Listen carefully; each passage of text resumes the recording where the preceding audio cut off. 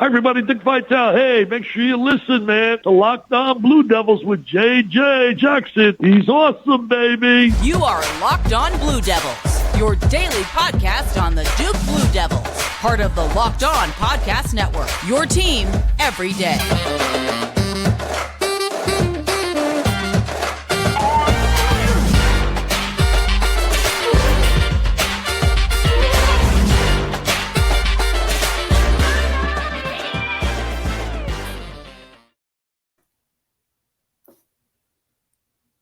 Hello, everybody, and welcome into another episode of the Locked On Blue Devils podcast. My name is JJ Jackson, and it's so great to have you here with us on this Friday, February 3rd, 2023. An amazing show of Locked On Blue Devils planned for you today, as of course we are your one-stop shop, a daily podcast devoted to everything going on in the life of Duke athletics. Be sure to follow and subscribe to our podcast for free wherever you get your podcasts. You can also watch the show daily on YouTube each and every day, continuing our climb towards 1,000 subscribers, and your support on the YouTube platform means the absolute world. We're on Twitter at LO_Blue Devils, and you can follow me, of course, at _JJ_Jackson_. Without further ado, I'm so excited to bring on my good friend Ryan Lommen at the Duke Nation on Twitter is here with us once again. Ryan, it is so good to see you again. Glad to have you back here on Locked On Blue Devils.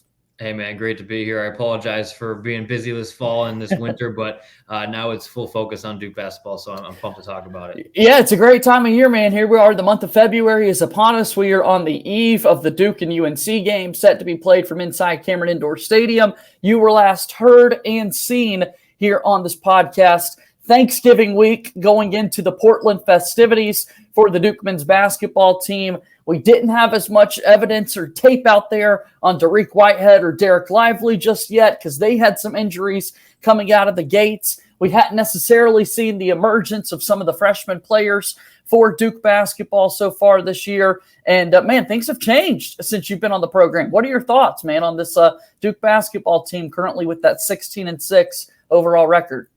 Yeah, honestly, if we would have talked like a week or two ago, I think my thoughts would have been a lot different. But the game last night and the game against Georgia Tech has me kind of being a little more optimistic.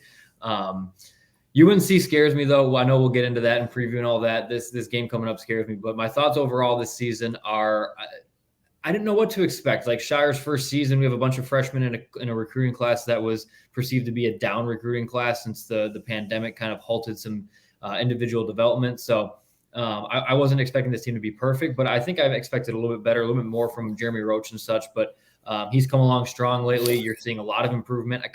What we're seeing is things that you would expect to see from a team that's just growing in their first year together. And we see that a lot with Duke, with Duke teams. We're only getting some of these players for one year or so, and seeing guys like Proctor develop, guys like Dereck Lively develop, and now Roach's game is coming on. And then thank God we have the anchor with Flip who can go out there and get you 20 and 15 on any night this last couple of weeks. So they're coming around. There's still some stuff to work on, obviously. Not a great shooting team, but like we saw evidence on the other night when they played Wake, Tyrese was hitting shots. Jeremy was playing really well shooting the ball. And then Kyle had a couple of big shots on the stretch. So happy with the improvement. Shire's improved as well, obviously.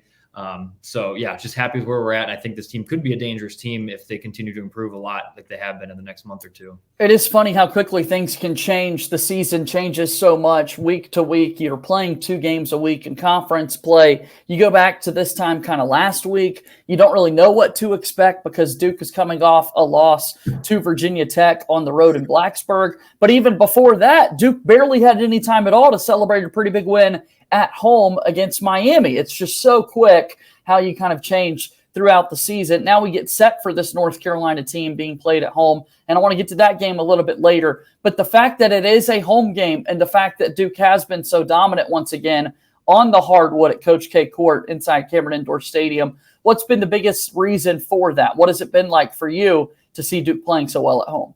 Yeah, I'm sure it just has to do with comfortability, especially with a young team. It's the place they practice all the time. They've been practicing there since June or over the summer. I don't know the exact date, but either way, it's where they're comfortable shooting. It's where they're comfortable playing. And these guys, like the hostile environments, you don't really get that in high school basketball. You do it to an extent and maybe a game or two here and there. And depending upon where you actually play, it can vary, but you don't get hostile environments where people are cheering some stuff at you that you're probably not used to hearing, and they have backgrounds on you. They got chant sheets. They got all this stuff that gives them the upper hand on the road. And these arenas are big. Everyone's screaming against them. And then the other thing is everybody gives Duke their best shot. That's no secret. That's nothing new. And so when you're going on the road to teams like Virginia Tech, to teams like Clemson, like their fans are showing out. This is their player, their team's championship. In some cases, the ACC is a little bit different this year. And just you have to be able to take everybody's best game on and then do it on the road. It's tough. And when you have it at home, you have the crowd behind you. It helps a lot. And it's been very comforting to be able to kind of, I don't want to say chalk everyone up as a win, but like you have a little bit more confidence going into each game, knowing that they're going to be out there on Cameron or in Cameron Indoor Stadium. So it's been nice. The conference at large, talking about this ACC conference this season, right? They had 3 teams a year ago make it all the way to the Elite Eight. 2 teams are playing in the Final Four. Of course, that Duke and North Carolina matchup, that took place. Duke right now outside of the top 25, as are the Tar Heels. But you take a look at the conference where Duke defends their ACC regular season title. What are things that jump out to you, Ryan? It's just weird. Like I have a love. Very strange. Yeah. I have a love-hate relationship with the old. It happened last year. Like the ACC's down this year. They're bad. Everybody else is really good, but we're still going to see 6-7 teams get into the tournament this year, which, I mean, for a Power 5 conference, that's still pretty good. Sure that there's no team, maybe besides Virginia, that stands out as a top 10 team right now. I think Duke can get there. I think North Carolina obviously has a talent to get there, but it's for me, it's cool to see, right? Like it's cool to have Clemson and Virginia Tech and even NC State and Pitt of all teams to like be playing at a decent level. It's good for the ACC. It's good for college basketball. Definitely surprised by it, but I'm enjoying it. It makes ACC basketball a lot more fun to watch.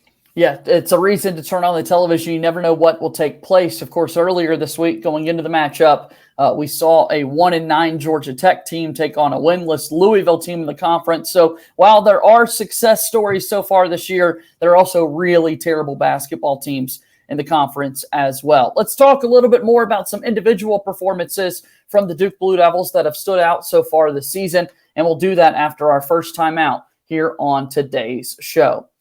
Locked On Blue Devils here today is brought to you by our friends over at Built Bar. Are you looking for a delicious treat but don't want all the fat and calories? Then you got to try Built Bar. You're absolutely going to love this selection because healthy is actually tasty when you take our word and trust our friends over at Built. What makes Built Bar so good? Well, for starters, they're covered in 100% real chocolate. That's right. Real chocolate. And they've got unbelievable flavors that are so tasty as well, like churro, peanut butter brownie, and coconut almond.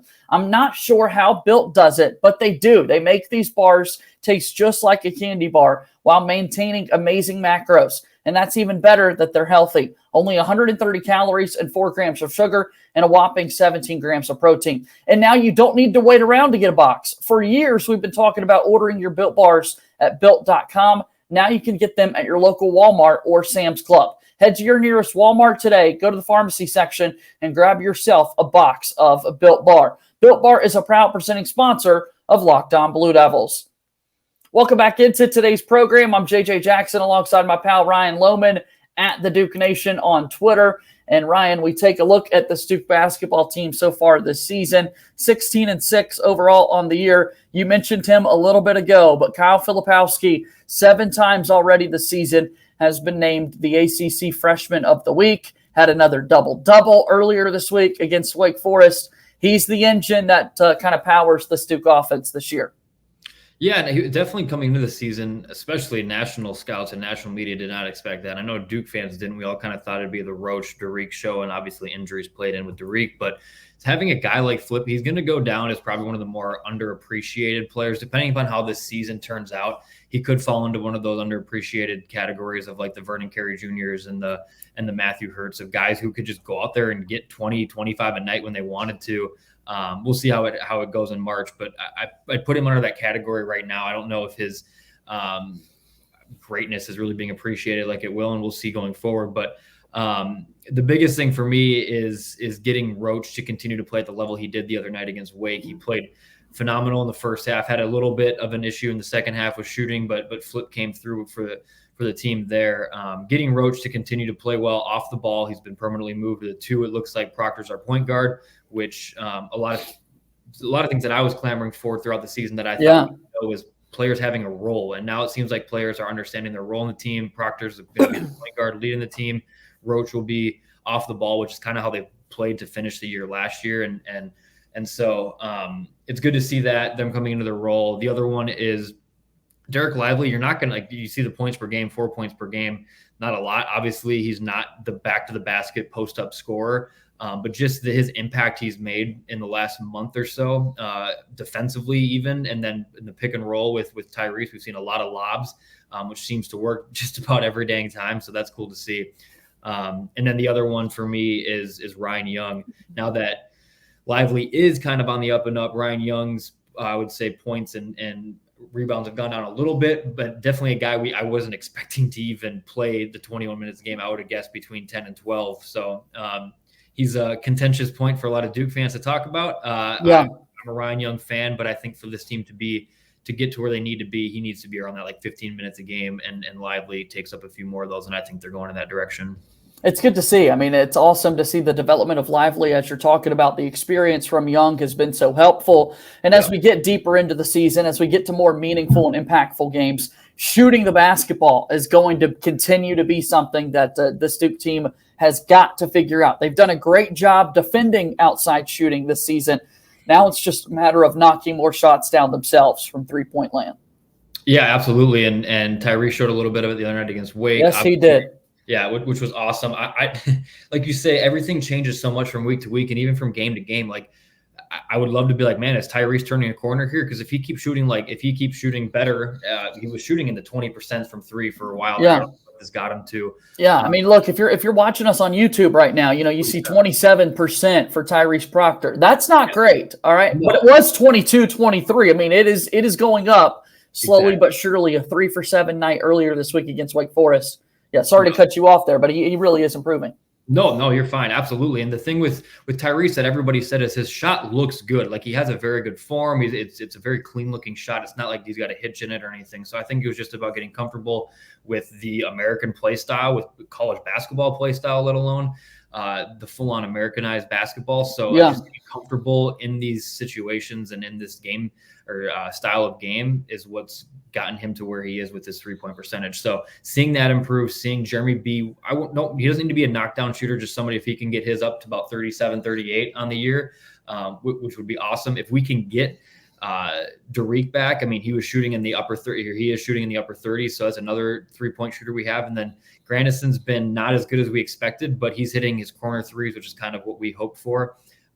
So just shooting obviously is going to be a huge thing, and that's what can carry teams very far. It carried UNC very far last year in the tournament, got them into to the championship game. So a hot team, a good shooting team can make a run in March with the right guys around it, and Duke does have that, and that's where I'm hoping we kind of can step up over the next month. We will wait and see if Dariq Whitehead is able to give it a go against North Carolina on Saturday inside Cameron. This is a game that every player coming to Duke wants to be a part of, right? The UNC game, particularly the one at home, because you know how energized the crowd is going to be in that sort of thing. So we'll wait and see whether or not Whitehead plays. The fact that he's even possible to play in a game like this, considering how scared we all were that Monday night in Blacksburg, Virginia, is awesome. Awesome to be in the spot. We will see Whitehead again this season. Where have you been at with Dariq Whitehead, the player on the floor? You mentioned the 37% shooting from three-point range, but what stood out to you about his game? Yeah, I think what sucks with Dariq is he came into the year, and I coined him as going to be our leading scorer, which I do think if we had he had a full off season where he didn't get hurt and had to sit out 2 months, he still could have been. It sucks because he has the talent, but I don't think, unless something crazy changes in the next 2 months, I don't think it's going to be on full display at Duke, unfortunately. He'll be one of those guys who can be a slasher and a really good playmaker in the NBA. He's just not going to be confident and healthy enough here at Duke to show it to us. From what he's given us, did I expect a little bit more after a few weeks of coming back from injury? Sure, but I just don't think, and I said it on Twitter a bunch, I don't think they were running offensive sets for him like they would have if he would have been healthy from the get-go. And so he kind of has become the guy who you can rely on to hit knockdown threes. He plays really decent defense, pretty good defense. I don't want to say really good, but he's a good defender, solid defender. Him and Mark Mitchell on the perimeter have been great at doing that. But my thoughts are just kind of like I feel for the guy, man. He's a really good player. We didn't get to utilize him the way we probably wanted to this season. And, but being able to have him out there as a threat is huge in itself. So hoping he gets back for this game, we'll find out. But if he can just continue to be a 8 to 15 points a game guy over the next couple months here as the season wraps up, that could be huge for Duke. Duke basketball getting set to take on North Carolina coming up on Saturday. What a big game that's going to be for the Blue Devils when they host the North Carolina Tar Heels. We'll talk about that game coming up in just a moment here on Locked On Blue Devils. Our show today is brought to you by our friends at FanDuel. Make every moment more by visiting FanDuel.com/lockedon. So excited about our new sports betting partner with the Locked On Network. It is the #1 sports book in America. Download FanDuel now so you can bet Super Bowl 57 with a no-sweat first bet. You get $3,000 back in bonus bets if your first bet doesn't win. FanDuel lets you bet on everything from the money line to point spreads to who will score a touchdown. The FanDuel Sportsbook app is safe, secure, and super easy to use. Best of all, you get paid your winnings instantly. So join FanDuel today at FanDuel.com/lockedon to claim your no-sweat first bet on Super Bowl 57 between the Philadelphia Eagles and Kansas City Chiefs. That's FanDuel.com/lockedon. Make every moment more with FanDuel, the official sportsbook partner of the NFL. Moving forward here on today's episode of Locked On Blue Devils, JJ Jackson alongside my pal Ryan Lommen at the Duke Nation on Twitter. Ryan, folks have been following you for years for all of your Duke basketball coverage. Before we move forward, I've got to hear about this exciting news that you've been sharing with folks on Twitter and the coverage that they can expect from you on your Twitter account. Yeah, I appreciate that, man. Just signed on with the season ticket. They are owned and operated by the same guys that run D1 circuit, high school circuit. Bunch of following there. They're at every EYBL tournament. They're at a bunch of high school games throughout the year, covering stats and stuff. And so now they're dipping into the college ranks and trying to get some team specific coverage going on. And I was the first one to jump on board with that. Had a long-term relationship with this guy, or I've known him for a while. Long-term relationship, that was bad. I've known this guy for quite a while. And so when he knew about my page and when they were going into the college ranks to get team coverage, hit me up. And so we're going to be doing that. The seasonticket.com/Duke Nation will be where you can find my coverage. Going to start putting out more articles and more news, hopefully, as time goes on. Did I see you're trying to get in the TikTok space as well? I did, man. I created TikTok. I've been on TikTok as an anonymous user 127583, whatever. Just one of those guys. Yeah. One of those guys. And I was like, you know what? There's not many Duke people on TikTok. I saw an account that had like 7,000-8,000 followers, and I was like, you know what? Whatever. Let's just give it a try. And so it's been fun. I have no. How's idea. that going?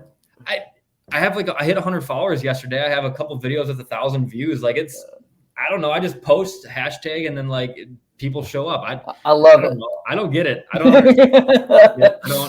I don't know how to look at my notification. It's just still trying to figure out the TikTok algorithms. Yeah, I don't know if I'll ever put in the time to do it, but I don't know. It's fun. People seem to like it. So. Yeah, go give them a follow everywhere at the Duke Nation on Twitter. Ryan Lohman's here with us. All right, massive game tomorrow inside Cameron. We hate to be reminded of it, but of course we are for years and years to come. First trip back to the stadium for the Tar Heels since they absolutely spoiled the Coach K send-off a year ago. What can we expect Saturday in this matchup? It's gonna be really hard for me not to watch this game on mute, man. I don't want to watch any pregame. I'm done with it. It's gotten to be a lot. Especially somebody who runs an account, and every time you even mention UNC, who has, for the record, missed expectations so far this year. Preseason #1 team, yeah. Yeah, there's so much that has gone, and not to say I told you so, but I wasn't a believer right away, not just to be a hater, just. You make one magical run in March doesn't mean you're going to do the same thing all throughout the next season. Just stuff happens, okay? They're a talented team. Anyways, that being said, I'm concerned, man. This is a team, who's going to guard Baycott? Ryan Young is probably going to get – I don't want to go negative Nancy. I think we can win this game. It's at Cameron. It's a very winnable game. They are very streaky shooting-wise. I'm worried about Armando Baycott and what he could do to Ryan Young and what he could do to Dereck Lively. Lively's a good defender on – a rim defender, but a guy with Baycott, he hasn't faced that yet probably in his career. So I'm a little concerned about that. As long as you can keep Caleb Love and RJ Davis in check shooting the ball, and just let Bacot get what he gets. Give him his 25 and 15. Like he can't beat us. Just don't let RJ Davis and Caleb Love go off like they did every single time, or the last 2 times we played them last year, and we'll be okay. And I think guys like Mark Mitchell can defend that. Tyrese Proctor is proven to be a much better defender this year than he was at the beginning. And if we possibly could get Dariq Whitehead back to cover one of those guys as well, that would be big. Yeah.